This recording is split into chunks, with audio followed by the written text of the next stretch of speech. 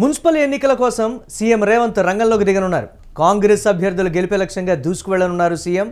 ఇక ముఖ్యమంత్రి రేవంత్ ఎన్నికల ప్రచారం షెడ్యూల్ విడుదలైంది. ఫిబ్రవరి 3 నుంచి ప్రజల్లోకి ముఖ్యమంత్రి రేవంత్ రెడ్డి వెళ్లనున్నారు.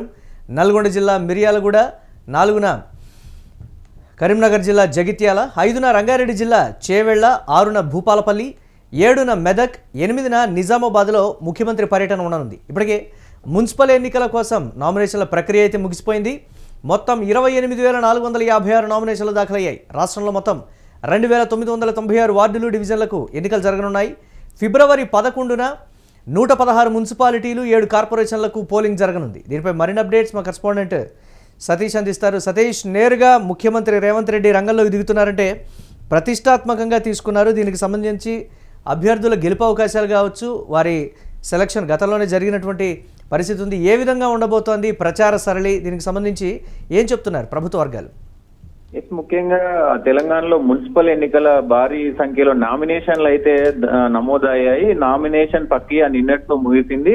సో ముఖ్యంగా మొత్తం కూడా ఏదైతే 2,996 వార్డులు, అలాగే దానికి సంబంధించి 20,1300 మంది అభ్యర్థులు, దీనికి సంబంధించి మొత్తంగా 29,694 నామినేషన్లు దాఖలైనాయి. రాష్ట్ర వ్యాప్తంగా కూడా ఇటు ఒకవైపు పార్టీల వారీగా అందరూ నామినేషన్ వేస్తా ఉన్నారు, ఇటు ఇండిపెండెంట్ గా ఇప్పుడు రాష్ట్ర వ్యాప్తంగా స్వతంత్ర అభ్యర్థులు 3,745 మంది రిజిస్టర్ చేసుకున్నారు. ఇతర పార్టీల నుంచి ఏదైతే కొన్ని నాన్ పార్టీస్ ఉన్నాయో ఆ పార్టీల నుంచి కూడా దాదాపు 1,645 మంది నామినేషన్లు వేశారు.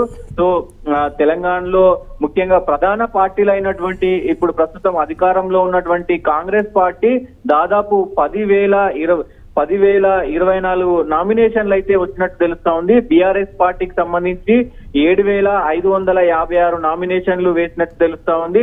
బీజేపీకి సంబంధించి 5,457 నామినేషన్లు దాఖలైనాయి.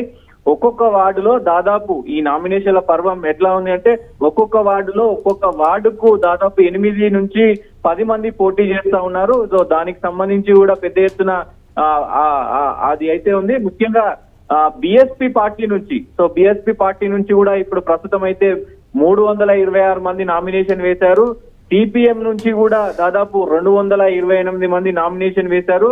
ఎంఐఎం పార్టీ నుంచి కూడా 576 మంది నామినేషన్ వేసిన దాఖలాలు కనబడతా ఉన్నాయి. నామినేషన్ ప్రక్రియ కూడా అంతా కూడా పూర్తయిన పరిస్థితి అయితే ఉంది. ఎవరైనా మళ్ళీ అప్పీల్ చేసుకోవాలంటే ఫిబ్రవరి 2వ తేదీన పరిశీలించి 3వ తేదీన మొత్తం కూడా అప్పీల్ చేసుకునే అవకాశం ఉంటుంది. ఫైనల్ లిస్ట్ ను మొత్తం కూడా 3వ తేదీన ప్రకటిస్తారు. సో దీనికి సంబంధించే ప్రస్తుతం రేవంత్ రెడ్డి స్థాయి క్యాడర్ మొత్తం కూడా రేవంత్ రెడ్డి ప్రస్తుతం అయితే జూమ్ మీటింగ్ అయితే నడిచింది. సో జూమ్ మీటింగ్ లో ముఖ్యంగా ఆయన పెద్ద ఎత్తున ఏదైతే ఆ జూమ్ మీటింగ్ లో పెద్ద ఎత్తున కొన్ని అంశాలను ఆయన ఇప్పుడు ప్రస్తుతం అమెరికాలో ఉన్నాడు కాబట్టి ఆయన జూమ్ మీటింగ్ లో పాల్గొన్నారు. ఆ జూమ్ మీటింగ్ లో కీలక విషయాలను కూడా చెప్పారు. గెలిచే అభ్యర్థులకే బీఫామ్ ఇవ్వండి, ముఖ్యంగా గెలిచే అభ్యర్థులకే బీఫామ్ ఇవ్వండి, నాయకులకు తమకు నచ్చిన వాళ్లకు టికెట్ ఇవ్వకండి అంటూ కూడా స్పష్టంగా అంటే వర్గ విభేదాలు. ఎస్ సతీష్, ఇక్కడ ప్రధానంగా వినిపిస్తున్నది ఏంటి అంటే వర్గ విభేదాలు తారాస్థాయిలో ఉన్నాయి. ఉమ్మడి కరీంనగర్ కావచ్చు, వరంగల్ కావచ్చు, ఆదిలాబాద్ కావచ్చు, ఇక్కడ గతంలో వెలుగు చూసినటువంటి ఆ వర్గ విభేదాలన్నింటినీ కూడా చెక్ పెట్టడానికి నేరుగా ముఖ్యమంత్రి రేవంత్ రెడ్డి రంగంలోకి దిగుతున్నారనేటువంటి మాట. ఎక్కడ ఈ అంశాలనేవి విజయం మీద ప్రభావితం చూపించకుండా రేవంత్ రెడ్డి కట్టుదిట్టమైనటువంటి చర్యల్లో భాగంగానే ఈ పర్యటన అనేది కూడా చెప్తున్నటువంటి పరిస్థితి ఉంది. దానికి సంబంధించి ఏంటి సతీష్? ఇప్పుడు ఇందాక ఏదైతే జూమ్ మీటింగ్ లో ఆయన మాట్లాడారో ఆ జూమ్ మీటింగ్ కి సంబంధించి ముఖ్యంగా దీని గురించే పెద్ద ఎత్తున చర్చ జరుగుతుంది. ఎక్కడా కూడా మీరు సొంత నిర్ణయాలకు వెళ్ళకండి, సొంత నిర్ణయాలు తీసుకోవద్దు. ఎందుకంటే నాయకులకు నచ్చినట్టు టికెట్ ఇస్తే పార్టీ ఓడిపోతుంది కాబట్టి స్పష్టంగా ఆయన చెప్పిన పరిస్థితి ఉంది. ఎందుకంటే మనం గతంలో ఏదైతే జూబ్లీహిల్స్ లో కలిసికట్టుగా పనిచేసినాం కాబట్టి జూబ్లీహిల్స్ లో గెలిచాం. అలాగే ఈ ముందు ఎన్నికల్లో కంటోన్మెంట్ ఎన్నికల్లో కూడా కలిసికట్టుగా పనిచేసినాం కాబట్టే గెలిచినామని చెప్పేసి ఆయన జూమ్ మీటింగ్ లో పాల్గొనడం జరిగింది. ఇదంతా ఏదైతే చైర్మన్స్ కావచ్చు, మేయర్లు కావచ్చు, ముఖ్యంగా వీటందరినీ కూడా పెద్ద ఎత్తున కలుపుకొని పోవాలి, వీళ్ళందరూ సమిష్టిగా పనిచేయాలి. సో దాంట్లో భాగంగానే జూమ్ మీటింగ్ లో కొన్ని కీలక విషయాలు విషయాలైతే చెప్పారు. సో నేను నేరుగా వస్తాను, నేను నేరుగా వచ్చి అన్ని జిల్లాలు పర్యటిస్తానని చెప్పిన పరిస్థితి అయితే ఉంది.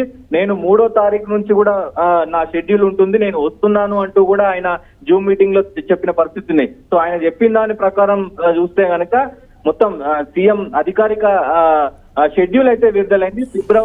ఫిబ్రవరి 3 నుంచి ప్రజల్లోకి సీఎం రేవంత్ రెడ్డి రానున్నాడు. ముఖ్యంగా ప్రధానంగా ఏదైతే నల్గొండ జిల్లాకు సంబంధించి మిర్యాలగూడలో ఉంటుంది. సో దాని అంటే కీలక నేతల సంగతి పక్కన పెడితే దీనికి సంబంధించి ఎక్కడైతే వర్గ విభేదాలు వెలుగు చూశాయో, ఎవరైతే అక్కడ నేతల్ని ప్రధానంగా ప్రశ్నిస్తున్నారో, ప్రజల నుంచి సమస్యల విషయాలు కావచ్చు, లేకపోతే పార్టీలో ఉన్నటువంటి అంతర్గత విషయాలకు సంబంధించి కూడా అక్కడ రేవంత్ పర్సనల్గా వారితో భేటీ అవుతారనేది కూడా ప్రధానంగా వినిపిస్తున్నటువంటి అంశం. కార్యకర్తలు కూడా ఒకంత జోష్ నెలకొంది అనేటువంటి మాట, ముఖ్యమంత్రితోనే నేరుగా మేము మాట్లాడేటువంటి అవకాశం ఉందనేటువంటి పరిస్థితి కూడా వారు చెప్తున్నటువంటి సిచ్యువేషన్. ఆ పరిస్థితులు ఉంటాయా నియోజకవర్గాల్లో లేకపోతే ఆయా జిల్లాల్లో, అంటే దీనికి సంబంధించి ఏం చెప్తున్నారు? ఎస్, ముఖ్యంగా దీంట్లో మనం చూడాల్సిందే కరీంనగర్ ఒకటి, జగిత్యాల జిల్లాకు సంబంధించి పెద్ద ఎత్తున ఇప్పటికే ధర్మపురి అరవింద్ కూడా పెద్ద ఎత్తున అక్కడ కామెంట్ చేసిన పరిస్థితి ఉంది.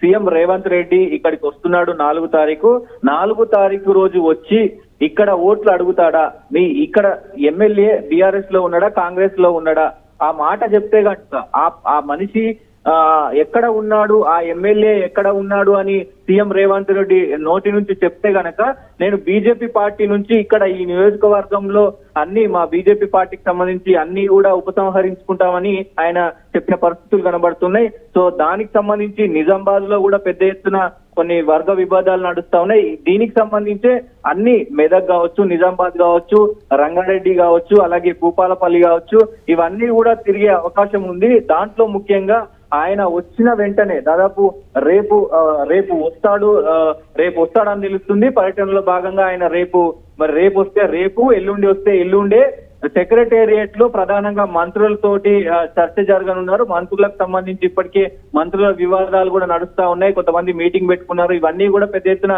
చర్చనీయాంశంగా అయింది కాబట్టి సో వాటి అన్నిటిపైన మున్సిపల్ ఎన్నికల గెలిపే ముఖ్యంగా రేపు వచ్చిన తర్వాత ఎంబటే ఈ మంత్రులతోటి కేబినెట్ మీటింగ్ జరగబోతుంది. ఆ మంత్రుల మీటింగ్ అయిపోయిన తర్వాత ప్రతి జిల్లాకి వెళ్ళనున్నారు. నేరుగా అక్కడ జిల్లాలకు వెళ్లి నేరుగా అక్కడ లోకల్ గా ఉన్నటువంటి క్యాడర్ ను సంతృప్తి పరిచే భాగంలోనే ఈ పర్యటనలు కూడా ఉండబోతా ఉన్నాయి. క్యాడర్ ని మొత్తం కూడా ఉత్తేజపరిచే స్పీచ్లు ఉంటాయి. సో బీజేపీని చీల్చి చెండాలే ప్రయత్నం ఉంటది. ఎందుకంటే రేవంత్ రెడ్డి స్పీచ్లు మామూలుగా ఉండే అంటూ కూడా అలా కార్యకర్తలు ప్రస్తుతం అయితే ప్రిపేర్ అవుతా ఉన్నారు, ఏం మాట్లాడతారా ఏంటి అని కూడా. సో ముఖ్యంగా ఆయన సూచన ప్రకారం, ఆయన చెప్పిన దాని ప్రకారం ముఖ్యంగా ఏవైతే ఇప్పుడు ఉన్నటువంటి నియోజకవర్గాల్లో అక్కడక్కడ వ్యతిరేకత వస్తుంది, అక్కడ కొంత క్యాడర్ విభేదాలు కూడా ఉన్నాయి. కొంతమంది కావాలని టికెట్లు అమ్ముకుంటున్నారు, కొత్త వాళ్ళు పాత కాంగ్రెస్ కొత్త కాంగ్రెస్ అనే వాదనలు కూడా ఉన్నాయి. ఇవన్నిటిని సమన్వయం చేయడానికి ఈ జిల్లాల టూర్ ను కూడా ఆయన పెట్టుకున్నట్టు తెలుస్తా ఉంది. సో ఏదేమైనప్పటికీ ఆయన వచ్చిన తర్వాత మరి ఆయన వ్యూహం ఎలా ఉండబోతుందో చూడాల్సిన అవసరం అయితే ఉంటుంది Modi. Right, thanks for updates Satish. ఇక మున్సిపల్ ఎన్నికల కోసం స్వయంగా ముఖ్యమంత్రి రేవంత్ రెడ్డి రంగంలోకి దిగబోతూ ఉండడంతో ఆయా నియోజకవర్గాలు, జిల్లాల్లో ఉన్నటువంటి వర్గ విభేదాలు కూడా రేవంత్ రెడ్డి చెక్ పెట్టబోతున్నారనేటువంటి సమాచారం అయితే వస్తుంది. దీనికి సంబంధించి కార్యకర్తలు కూడా ఒకంత ఉత్సాహంగా ఉన్నారు. కీలక నేతలే కాకుండా సాక్షాత్తు ముఖ్యమంత్రి ప్రచారంలో పాల్గొంటున్నారనేటప్పటికీ కూడా ఏ స్థాయిలో కాంగ్రెస్ పార్టీ కావచ్చు, రేవంత్ రెడ్డి ఈ మున్సిపల్ ఎన్నికలను ప్రతిష్టాత్మకంగా తీసుకున్నారో అర్థమవుతున్నటువంటి పరిస్థితి. ఆయన ముందుగానే సూచించినటువంటి పరిస్థితి ఉంది. గెలుపు గుర్రాలకే మీరు టికెట్లు కేటాయించాలి అనేటువంటి మాట. దీనికి సంబంధించి ముందుగానే కసరత్తు కూడా పూర్తయిందనేటువంటి మాట. కాంగ్రెస్ అభ్యర్థులు గెలిపే లక్ష్యంగా కూడా సీఎం రేవంత్ రెడ్డి దూసుకు వెళ్ళబోతున్నారనేది కార్యకర్తలు చెప్తున్నటువంటి అంశంగా ఉంది.